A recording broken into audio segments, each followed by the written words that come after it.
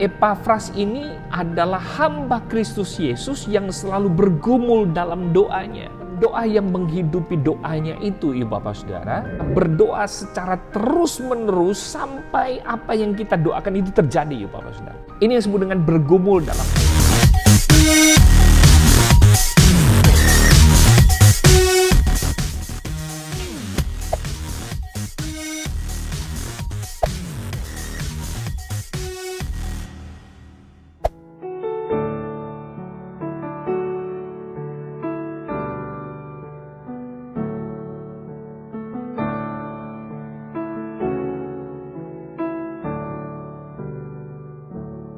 Yang kedua adalah dalam Kolose pasal 4 ayat yang ke-12.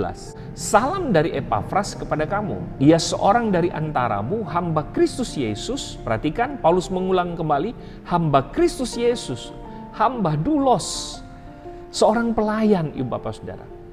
Paulus berkata, yang selalu bergumul dalam doanya untuk kamu. Informasi kedua yang kita bisa dapati dari Paulus ketika dia menegaskan tentang kualitas kekristenan daripada Epafras adalah pendoa yang menghidupi doanya. Dan ini yang merupakan inti sebetulnya dari apa yang saya mau bagikan, saudara, di poin-poin terakhir ini. Nah, seperti apakah pendoa yang menghidupi doanya? Paulus berkata, Epafras ini adalah hamba Kristus Yesus yang selalu bergumul dalam doanya. Doa yang menghidupi doanya itu, ibu bapak saudara, berdoa secara terus-menerus sampai apa yang kita doakan itu terjadi, ibu bapak saudara. Ini yang disebut dengan bergumul dalam ayat ini, ibu bapak saudara. Berdoa yang bergumul itu berbeda dengan berdoa biasa saja, ibu bapak saudara.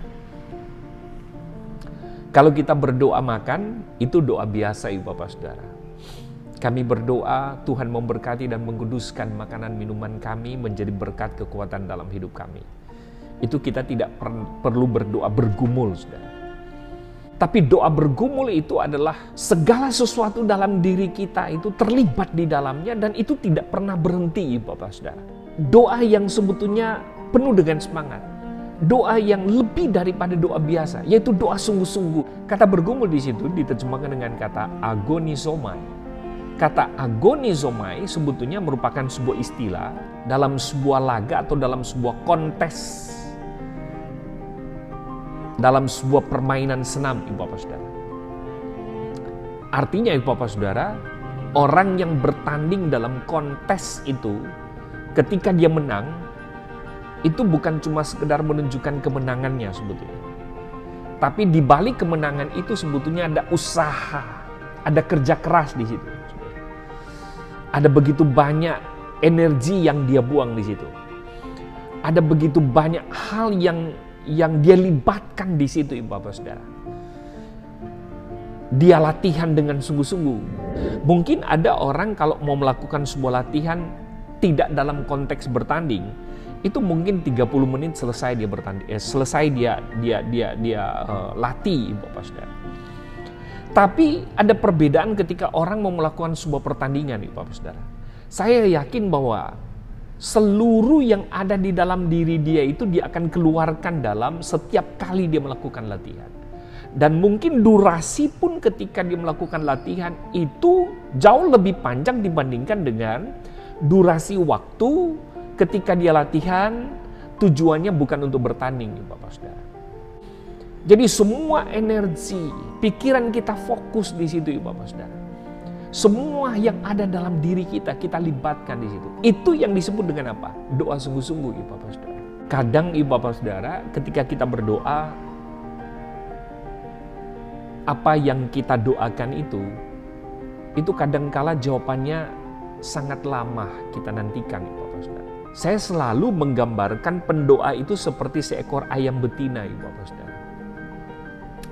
Seekor ayam betina, saudara, ketika dia bertelur dan ketika dia mengerami telurnya itu, ibu bapak saudara, pertanyaan saya adalah, apakah dia tahu kapan telur yang dia eram itu menetas?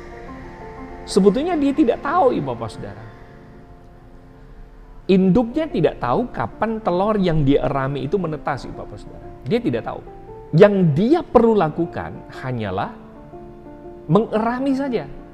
Bahkan ibu bapak saudara, dia tidak makan, dia tidak minum. Dia hanya mengerami saja telurnya itu. Sampai dia tahu bahwa telur yang dia erami itu akan menetas, menghasilkan anak-anaknya ibu bapak. Si pendoa yang menghidupi doa itu adalah orang-orang yang tidak mau menyerah dengan apa yang dia gumuli dalam doa.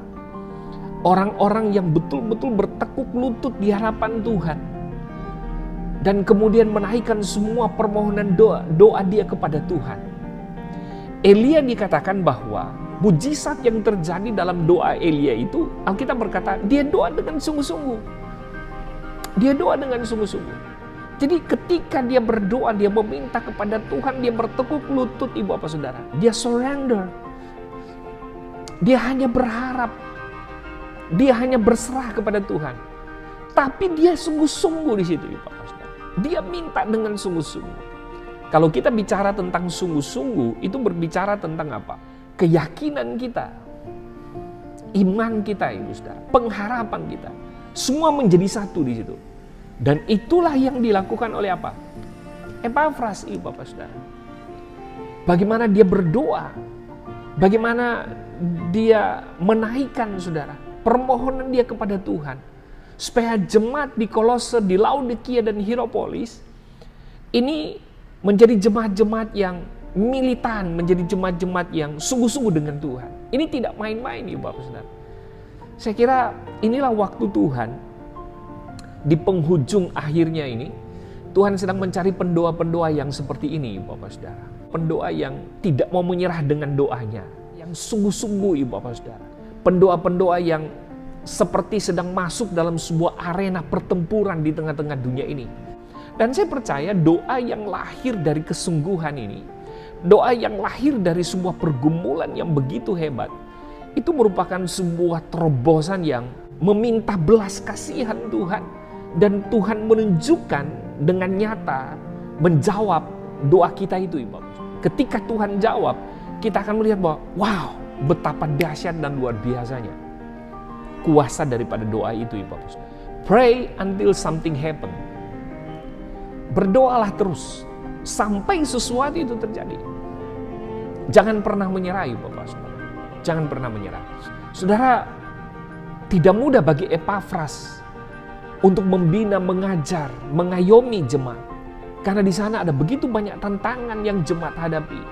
Ada penganiayaan, ada ajaran-ajaran sesat. Karena itu Epafras berdoa dengan sungguh-sungguh. Betul-betul seorang pendoa yang menghidupi doanya. Bukan hanya sekedar dia berdoa, tapi dia bergumul dalam doanya. Itu yang luar biasa. Ibu bapak saudara berkati Tuhan. Mari kita belajar dari Epafras. Bahwa Epafras adalah seorang pelayan Kristus Yesus yang setia. Dan yang kedua, Epafras adalah si pendoa yang menghidupi doanya. Puji Tuhan, ini yang perlu saya bagikan kepada ibu bapak saudara. Tuhan memberkati.